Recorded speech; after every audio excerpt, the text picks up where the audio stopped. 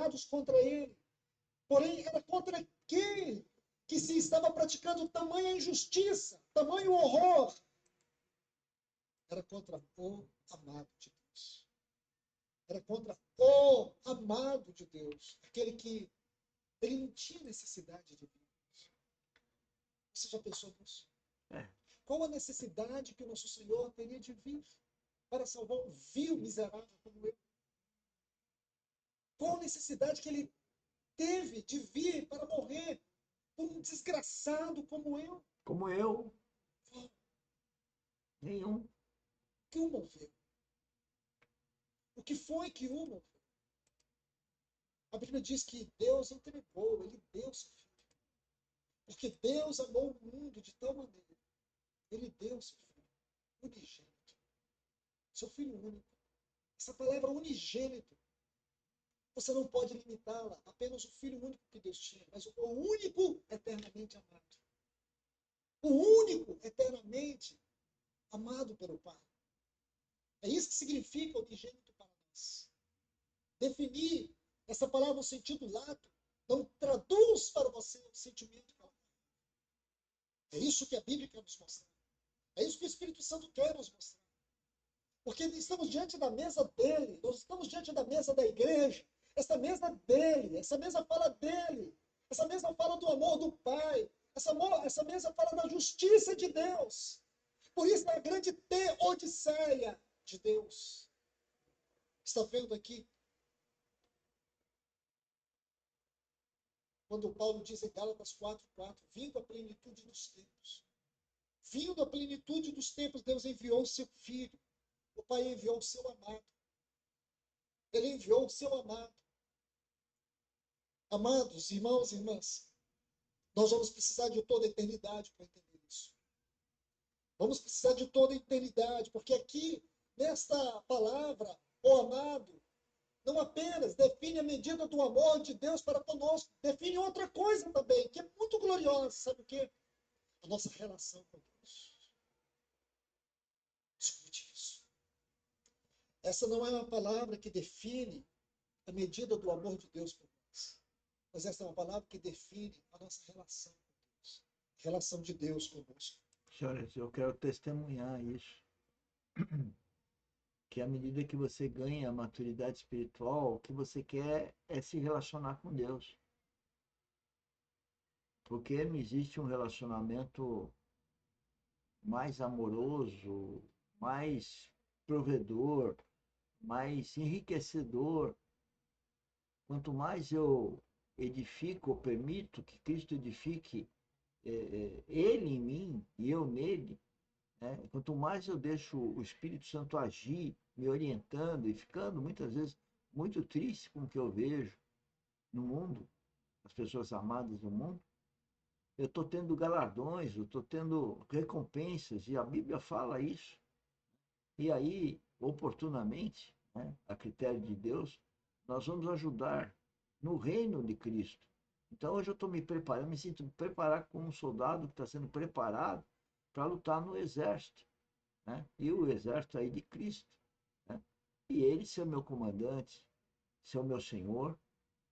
Por isso que a mesa do Senhor, que nós vamos comemorar todo domingo aqui, é a mesa do meu Senhor, daquele que vai me governar, daquele que eu tenho que transformar minha imagem e semelhança, a imagem e semelhança dele todo dia, pelas circunstâncias, que eu tenho que desejar meus filhos, a todos os filhos, a todas as pessoas, porque os filhos que trabalham com a gente, um novo nascimento, uma maturidade espiritual, para nos vermos na vida eterna. Então, essa vida aqui, para mim, está passando, está na hora de ir embora, depende de Deus a hora de eu ir embora.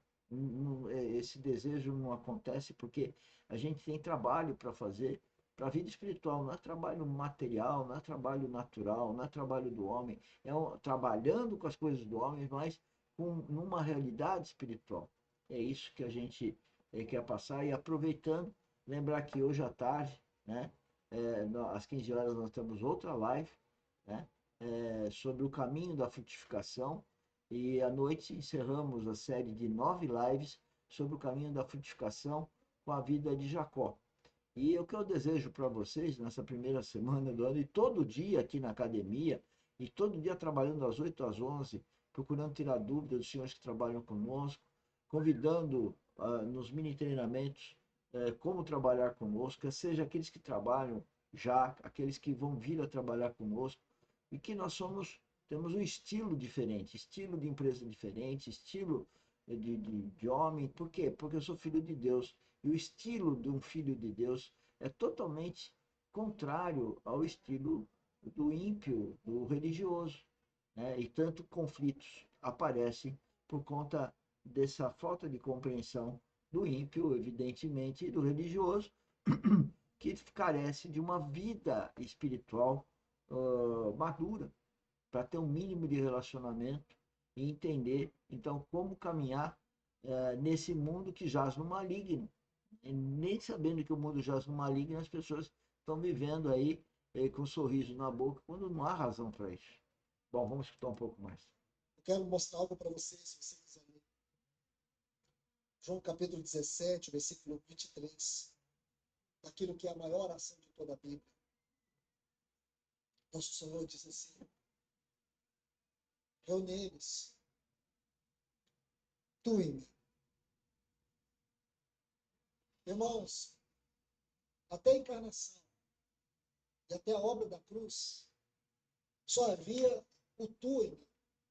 Só havia o Pai no Filho. Só havia o Filho no Pai.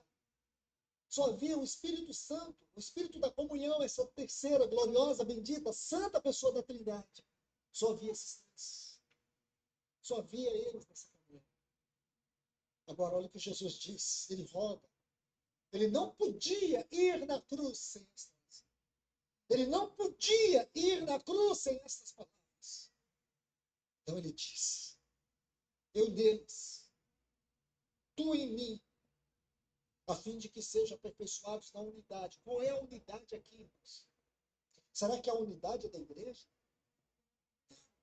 A unidade da Trindade. Unidade da Trindade. Pensar na unidade da igreja é muito pequeno, irmãos. Nós não sabemos nada de como.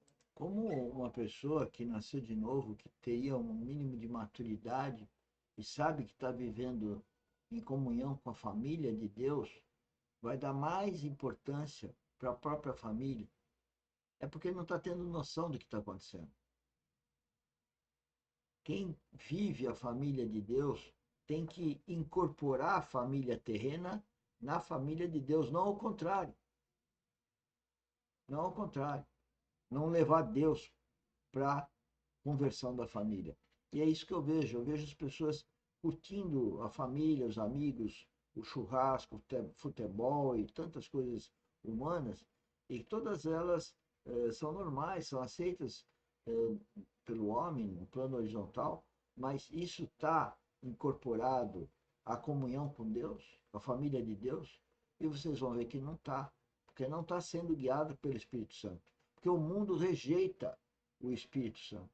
O mundo rejeita Deus, o mundo rejeita Jesus Cristo, muitas vezes falando dele, mas falando da boca para fora, num aspecto verbal, num aspecto nominal, mas não espiritual. A vida espiritual é mais real do que a vida natural, a vida mundana, essa que a gente vê com os olhos, essa que a gente ouve o som pelos ouvidos humanos, ela é ínfima em relação à vida eterna, que nós temos então revelação, a certeza do que a gente não vê e nem ouve, mas tem a certeza de que está lá, ou vai estar lá um dia. Não sabemos nada de unidade.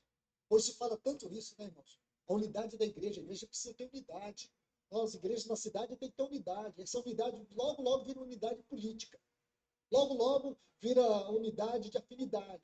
Unidade de doutrinas. Muitas vezes doutrinas de homens. Ele não está falando disso, irmãos. Ele está falando da unidade da Trindade. Eu neles, tu em mim. Essa é a chave para você entender a unidade. Aí ele diz assim: para que o mundo conheça que tu me enviastes. E os amastes. Eu vou ler isso devagar. E os amastes, como também amastes.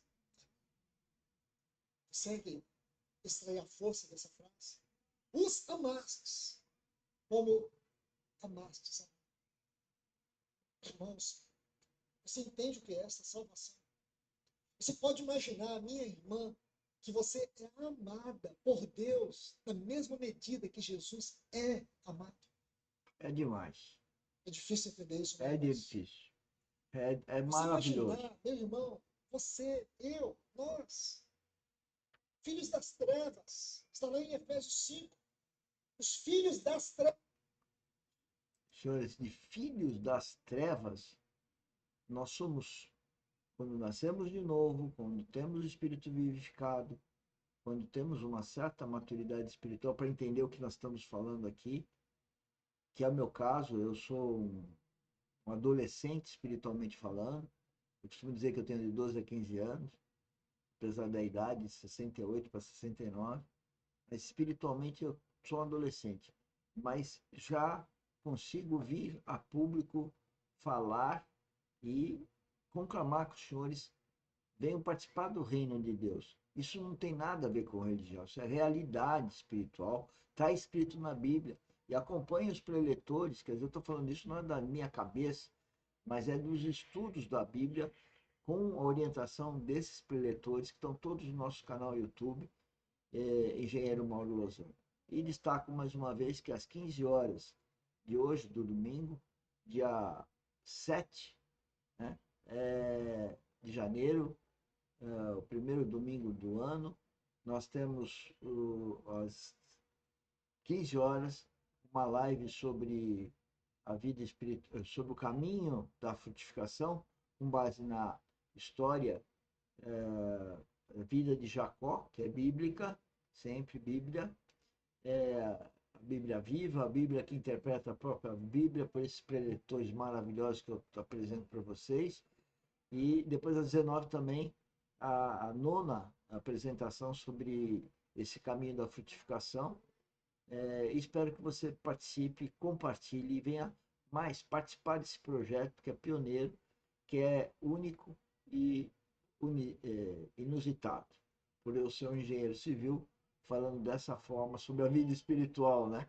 Engenheiro civil é muito cartesiano, muito materialista, eu diria, e então para ele é muito difícil, pela formação, ver o mundo real, mais real do que aquele que ele aprendeu da engenharia, que é o mundo espiritual, que é a vida eterna, que é o corpo glorificado, né? E todo esse amor que ele acabou de dizer que Cristo tem por cada um de nós, que é o mesmo amor que ele tem pelo Filho, ele tem por nós, que é o amor ágape. Então, vem conosco, vamos trabalhar juntos. Tchau, tchau, obrigado, bom almoço domingo.